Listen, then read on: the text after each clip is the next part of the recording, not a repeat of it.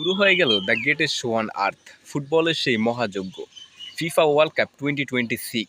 তো 2026 বিশ্বকাপে ব্রাজিলের অ্যাটাকিং লাইন আপটা কতটা শক্তিশালী, এটা নিয়ে আমরা আলোচনা করব আজকের ভিডিওতে।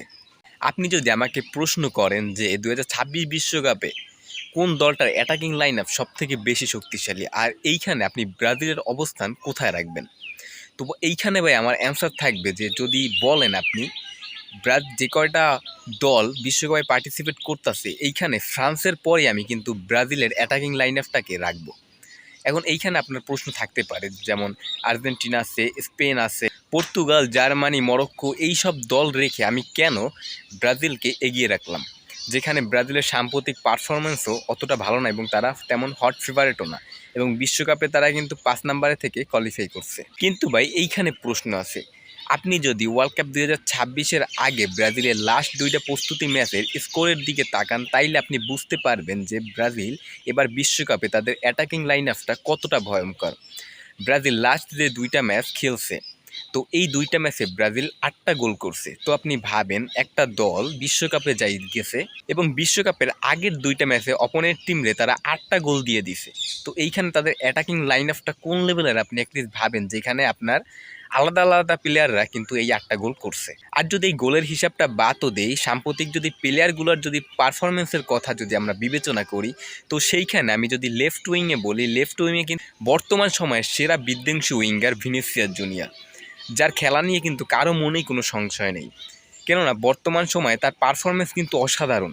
বিশেষ করে সে কিন্তু তার ওই যে রিয়াল মাদ্রিদ স্বরূপ যে পারফরমেন্সটা না, ওইটা কিন্তু সে ব্রাজিল দলে কিন্তু দিতাছে, যেটা আমরা লাস্ট 2 ম্যাচে দেখছি।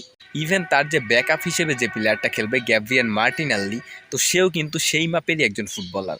তো তার যদি আর্সেনালে যদি তার পারফরমেন্স দেখেন, তো সেখানে কিন্তু আপনার প্রশ্ন থাকার কথা না যে লেফট উইং নিয়ে ব্রাজিলের কোনো সংশয় আছে, বা এখানে ব্রাজিলের কোচ কার্লো আনচেলত্তির কোনো দুশ্চিন্তা আছে। তো আপনি যদি রাইট উইংয়ের দিকে তাকান, তো সেইখানেও কিন্তু আপনার মনে কোনো প্রশ্ন থাকবে না এই উইং নিয়ে, কেননা এইখানে কিন্তু বার্সেলোনার রাফিনিয়া আছে। তো রাফিনিয়ার যদি লাস্ট 2 মৌসুম যদি বার্সার হয়ে যদি পারফরমেন্স আপনি দেখেন, তো এইখানে কিন্তু রাফিনিয়া অসাধারণ খেলতেছে।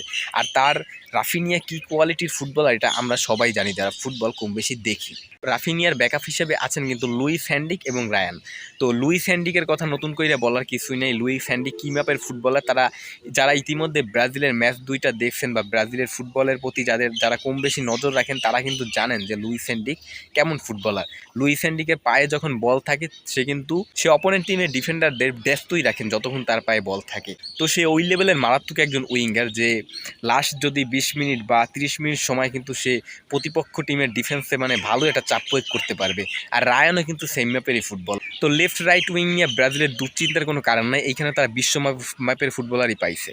আর যদি স্ট্রাইকার পজিশন নিয়ে বলি, তো এইখানে কিন্তু মানে কোনো প্রশ্নই থাকার কথা না কারো, কারণ এইখানে কিন্তু আপনার ম্যানচেস্টার ইউনাইটেডের ম্যাথিউস কুনহা আছে, যার রিসেন্টলি পারফরমেন্স কিন্তু খুবই ভালো। এবং তার ব্যাকআপ হিসেবে কিন্তু ইগোর থিয়াগো এবং অ্যান্ডিক আছে। তো ইগোর থিয়াগোর কিন্তু ইংলিশ প্রিমিয়ার লিগে এবার পারফরমেন্স কিন্তু খুবই ভালো এবং তার ফিজিক্যালিটিও খুব ভালো।